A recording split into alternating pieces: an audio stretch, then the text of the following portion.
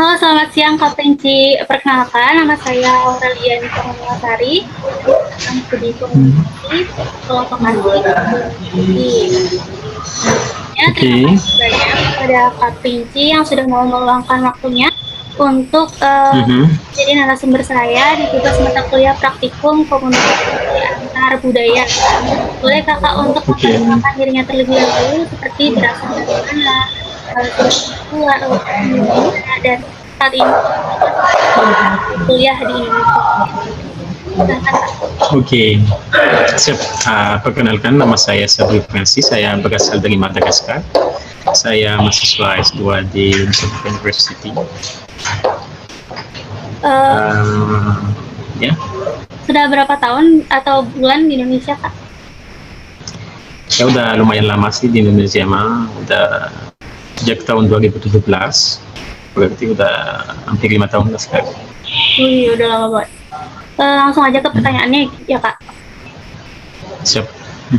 Pertanyaan pertama, ketika Kakak masih berada di Madagaskar dan belum datang ke Indonesia, bagaimana pendapat Kakak ketika mendengar Indonesia?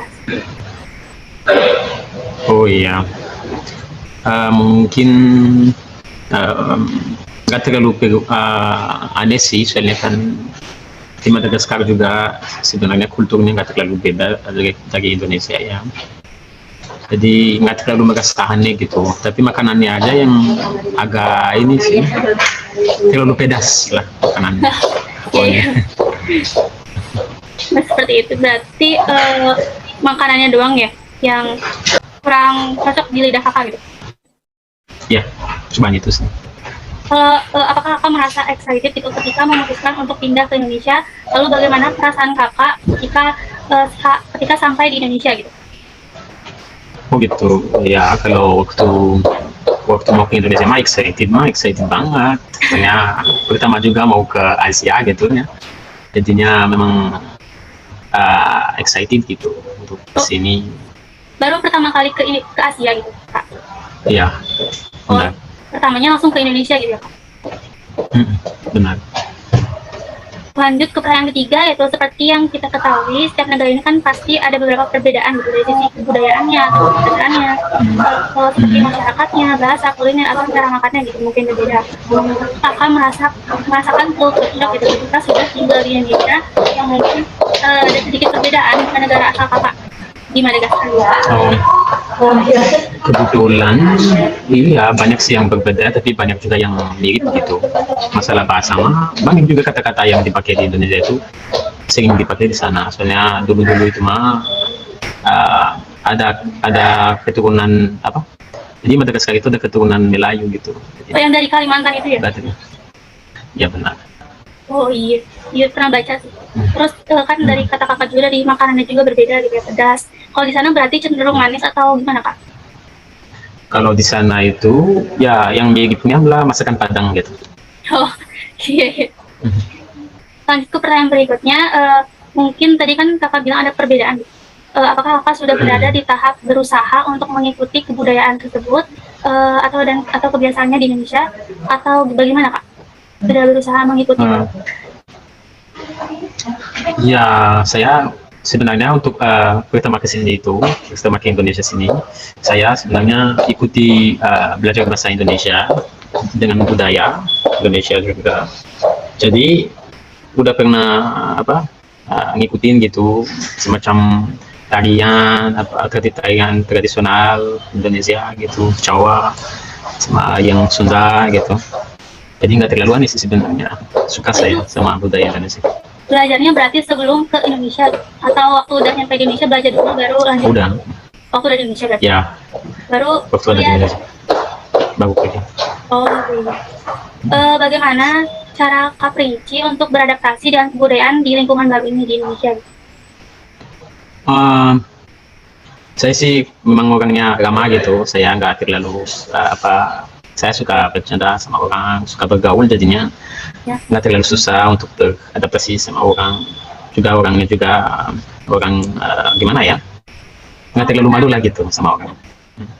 Sama-sama ramah. Untuk kayak bulan atau tahunnya gitu, kakak mulai beradaptasinya itu pada bulan berapa atau tahun berapa, ingat kan? Beradaptasi Saya sih cepat beradaptasinya juga.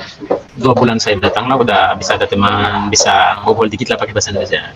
Wah, keren banget. Kalau dari berbagai perbedaan budaya yang ada ini, adaptasi apa yang paling sulit itu? Ada gak?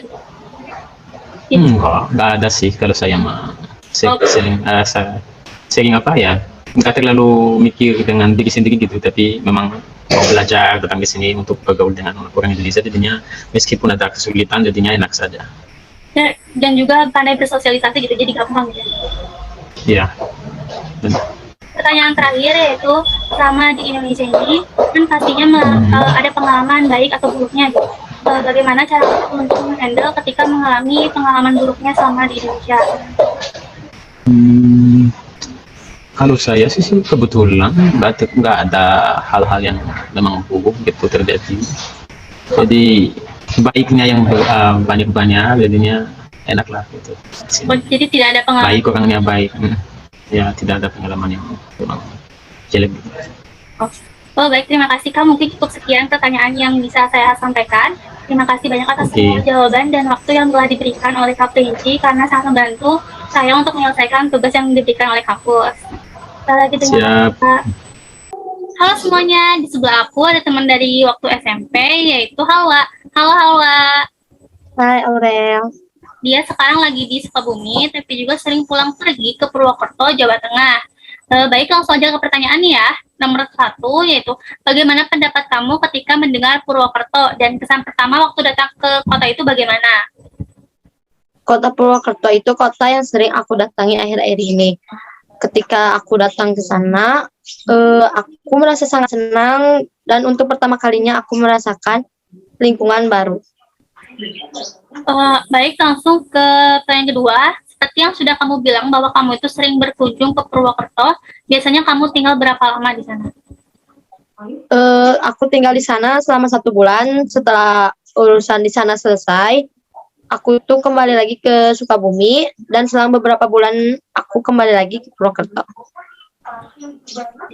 Pasti ada beberapa perbedaan nih dari sisi kebudayaan atau kebiasaan masyarakatnya, bahasa, dan juga kuliner antara kota Sukabumi dan juga Purwokerto. Apakah kamu pernah mengalami culture shock ketika berada di Purwokerto karena dari perbedaan itu? Waktu pertama kali pasti merasakan yang namanya culture shock, terutama di bahasa. Perbedaan bahasa dari bahasa Sunda ke bahasa Jawa sudah sangat berbeda. Dari itu membuat aku harus lebih sering bertanya-tanya ke orang yang lebih berpengalaman, dan untuk logatnya masih terasa asing di telinga.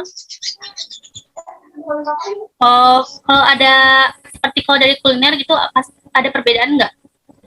Kalau dari kuliner, tentu saja ada makanan. Makanan di sana itu dominan ke arah manis, sedangkan di Sukabumi itu dominan rasanya ke arah pedas. Iya benar. Yang selanjutnya yaitu karena ada perbedaan itu, apakah ketika di Purwokerto kamu sudah berada di tahap mengikuti budayanya dan kebiasaannya?